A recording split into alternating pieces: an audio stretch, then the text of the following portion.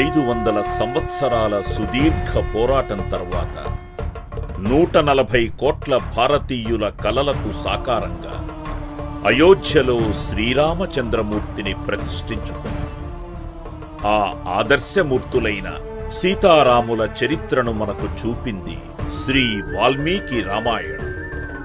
శ్రీరామాయణం సర్వమానవ శిక్షణా శాస్త్రం.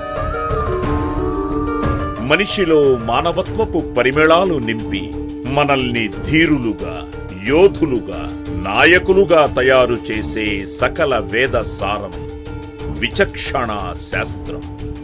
మనిషి మనిషిగా బ్రతికితే దేవుడు కంటే గొప్ప అని రుజువు చేసిన సర్వశాస్త్ర శాసనం. కంటికి కనిపించే ప్రపంచమే సత్యమని, విశృంఖల జీవన విధానమే లక్ష్యమని, స్వార్థమే మార్గమని ఉరకలు వేస్తున్న నేటి సమాజానికి మర్యాదను నేర్పే మర్యాద పురుషోత్తముని చరిత్ర. త్యాగమనే మార్గాన్ని రుచి చూపించే మనిషి చరిత్ర. ధర్మమే మానవ జీవిత లక్ష్యమని మన ముందు నిలిచిన అద్దం, ఆదర్శం శ్రీరామాయణం. ఈ రామాయణాన్ని వందల వేల లక్షల మంది కీర్తించారు.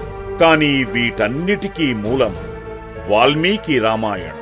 వాల్మీకి రచించిన రామాయణాన్ని ఇది నా చరిత్ర అని నిండు సభలో ఆమోదించి దానికి పరమ ప్రామాణికతను కల్పించాడు శ్రీరామచంద్రుడు.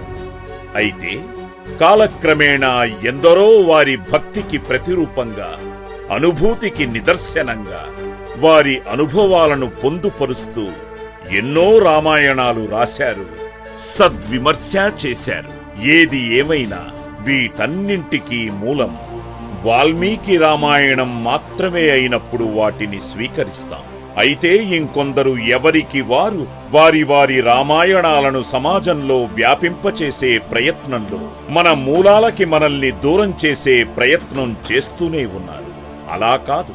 శ్రీరాముడు మన తండ్రి, సీతమ్మ మన తల్లి. రామాయణం మన చరిత్ర, మన జాతి చరిత్ర.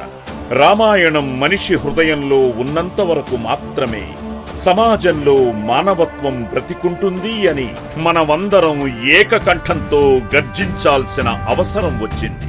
ప్రపంచ చరిత్రలో ఎన్నడూ కనీ విని ఎరుగని రీతిలో రామాయణంలో వివిధ కోణాలను ఆవిష్కరిస్తూ, రామాయణంపై విమర్శలకు ధీటుగా సమాధానమిస్తూ, ఘాటుగా స్పందిస్తూ, సూటిగా ప్రశ్నిస్తూ వాల్మీకి రామాయణాన్ని మన చరిత్రగా, ఆచరణాత్మక శాస్త్రంగా ఆవిష్కరించే ప్రయత్నమే ఈ శ్రీరామాయణ శంఖారావం.